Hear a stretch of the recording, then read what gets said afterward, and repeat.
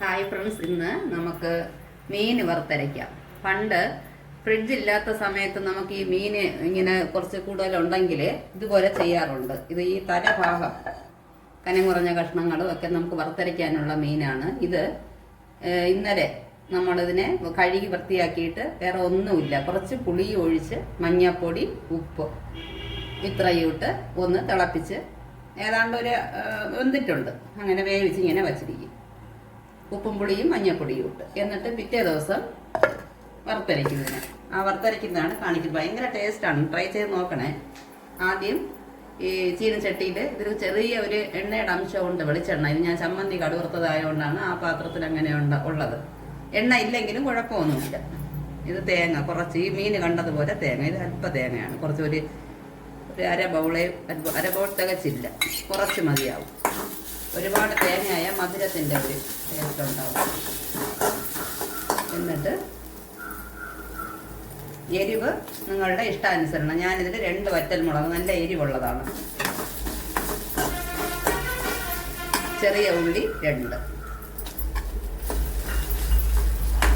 അല്പം കുരുമുളക് പൊടിയാണെങ്കിൽ അവസാനം ഇടണം. അതായത് ഒരു 10 മണി കുരുമുളക്.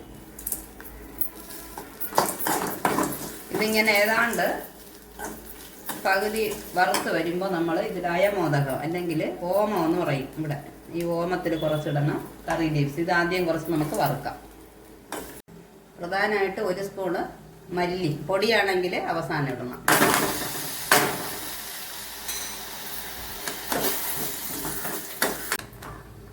ഇത് സിമ്മിൽ തന്നെ വറുത്തെടുക്കണേ, എങ്കിൽ തന്നെ ആ തേങ്ങ നന്നായിട്ട് വെന്ത് കിട്ടത്തുള്ളൂ. ഇത് ഏതാണ്ട് ഇങ്ങനെ വറുത്ത് വരുമ്പോൾ നമുക്കൊരു കുറച്ച് ഓമം, ഇതാ ഒരു 1/4 സ്പൂൺ ഓമം, നല്ല മണമായിട്ട് ഉണ്ടായിരിക്കും ഓമം.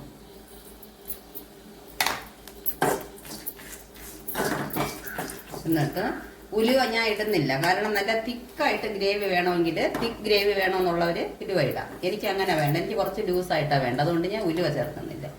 എന്നിട്ട് കറി ലീവ്സ് ഒരു 2 തണ്ട് ഫ്രഷ് കറി ലീവ്സ് ഇടാം. 2-3 തണ്ട് ഇടാം. ഇതിന് ഒരു 2 മിനിറ്റ് വഴറ്റിയ ശേഷം ഇതിനെ നമുക്ക് തണുക്കാൻ വയ്ക്കണം. നന്നായിട്ട് തണുത്തിട്ട് നല്ലതായിട്ട് ഫൈൻ പേസ്റ്റായിട്ട് അരച്ച് ആ കറിയിലൊഴിച്ച് ഒന്നുകൂടെ തിളപ്പിക്കണം. എന്നിട്ട് തണുത്തിട്ട് കാണാം. ഇത് അരച്ചു.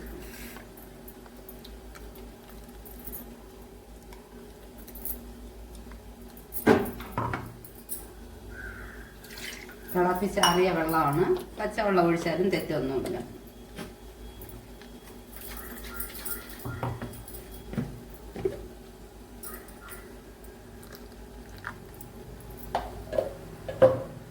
ഒരു ചെറിയ ടൊമാറ്റോ 4ആയിട്ട് അരിഞ്ഞു വെച്ചിട്ടുണ്ട്, അതിടാം.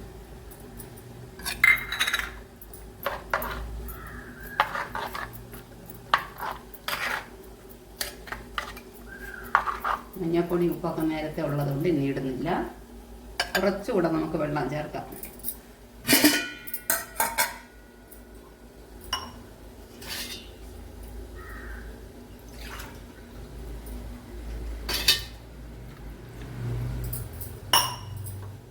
ഇതിനെ ഒന്ന് തിളച്ച് ഒരു 5 മിനിറ്റ് വെന്താൽ മതിയാവും.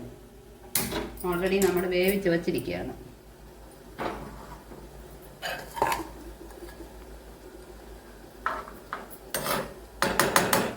തിളച്ച് ഒരു 5 മിനിറ്റ് വെന്തിട്ട് ഓഫ് ചെയ്യുക. തിളച്ച് കഴിഞ്ഞ ശേഷം ഒരു 10 മിനിറ്റ് മീഡിയം ഫ്ലെയിമിൽ വെച്ചിട്ടുണ്ട്. നന്നായിട്ട് അടയ്ക്കരുത്, ചെറുതായിട്ട് ഇങ്ങനെ ഒരു ഇടവിട്ട് വേണം അടയ്ക്കുക, അല്ലെങ്കിൽ പൊങ്ങി ഗ്യാസിൽ കളയും. ഇപ്പോൾ നന്നായിട്ടിത് വെന്തിട്ടുണ്ട്. ഉപ്പൊക്കെ ചെക്ക് ചെയ്തോളണേ.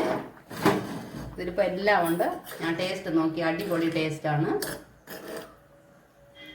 കുറച്ചിങ്ങനെ ചാറായിട്ട് നമുക്ക് ഓഫ് ചെയ്യാം. ടൊമാറ്റോ ഒക്കെ നന്നായിട്ട് ഇതാ വെന്തിട്ടുണ്ട്, ഇങ്ങനെ അടിപൊളിയായിട്ട് വെന്തിട്ടുണ്ട്.